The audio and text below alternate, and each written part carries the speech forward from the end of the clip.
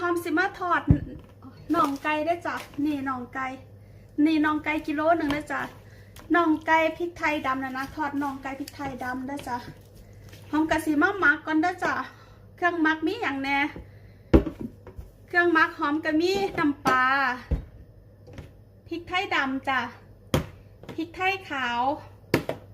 น้ำตาลอันนี้รสดีจ้ะซอสหอยจ้ะซอสฟ้าเขียวไข่หน่วยหนึ่งนี่จ้ะไข่แล้วก็มีแป้งอเนกประสงค์จ้ะแล้วหอมใส่กากเกล็ดขนมปังน้ำจากกากขนมปังนะเดี๋ยวหอมมักไก่ก่อนได้จ้ะหอมกะทิใส่ส่วนผสมในนี่ละจ้ะเดี๋ยวหอมสิมักไก่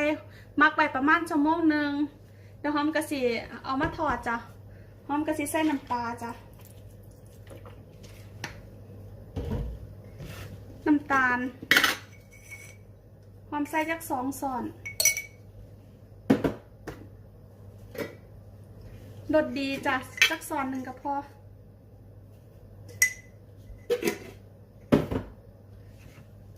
ซอสหอย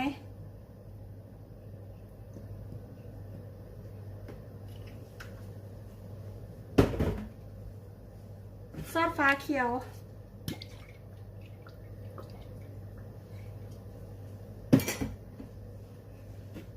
พริกไทยขาวพริกไทยดำ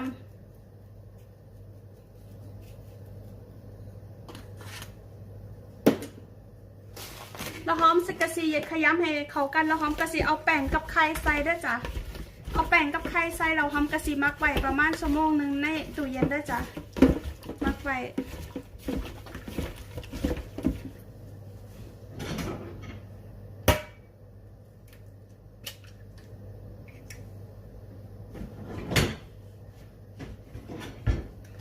เอาแป้งใส่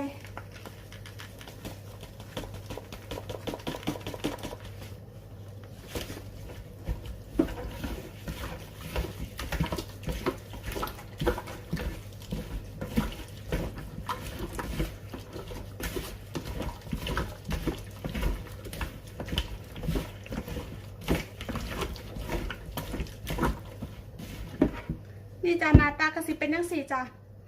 พริกไทยดำหลายแต่ว่ากระสิบกเผ็ดแต่ว่านี่จ้ะเดี๋ยวหอมสิเอาทิ้งไว้ในตู้เย็นประมาณชั่วโมงหนึ่งนะจ้ะเดี๋ยวมาเบิ่งกันนะจ้ะเดี๋ยวมาทานน้ำกันพอหม้อเริ่มร้อนแล้วบ่หอมมักได้ประมาณชั่วโมงหนึ่งกระสิหน้าตาเป็นยังสี่จ้ะหน้าตาเป็นสีมันสีเนื้อกระสินิ่มนะจ้ะกรอบนอกนุ่มในนะหอมกระพอไฟร้อนแล้วบ่หอมกระลดเป็นไฟกลางจ้ะแล้วก็ไก่เนี่ยมากิ่งไอกาขนมปังจ้ะมากิ่งจ้ะกิ่งเราก็ไปลงทอดเลยจ้ะทอดไฟกลางแล้วจ้ะอย่าทอดไปแห้งเดี๋ยวมันสิไหม้ก่อนสุก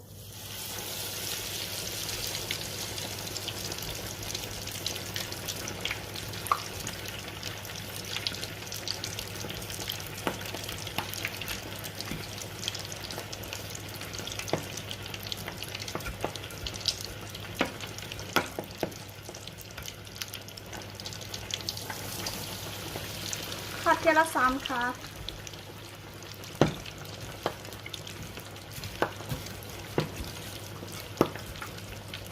หอมกะสิเฮ็ดจังสี่ละจ้ะเฮ็ดขายก็ได้ด้วยจ้ะแซ่บด้วยจ้ะเฮ็ดขายก็ได้แซ่บ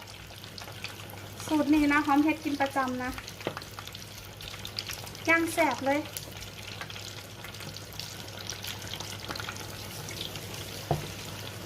เดี๋ยวมาเบิ่งกันจ้ะมาเบิ่งกัน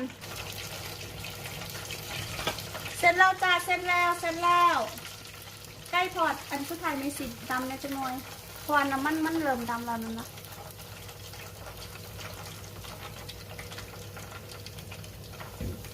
ใกล้ทอดสุกแล้วจ้า